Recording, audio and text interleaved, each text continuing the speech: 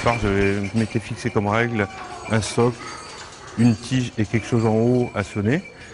Et il y a quand même quelques exceptions, des machines qui sont un peu plus, qui ont plus de bagou, on va dire. Au premier coup d'œil, on y voit des assemblages improbables de couvercles en tout genre et d'enjoliveurs rouillés.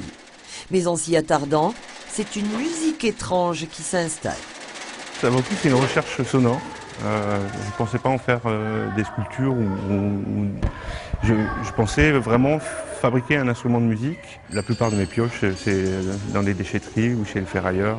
Je fixe succinctement et puis s'il y a un équilibre de son qui marche, je tente de le garder même si c'est fragile, à partir du moment où le son est intéressant. Et des fois quand on veut faire quelque chose de plus précis et de plus solide, on n'arrive pas au même résultat et pas la même richesse de son. Des séquences sonores aléatoires qui se déclenchent au passage des visiteurs.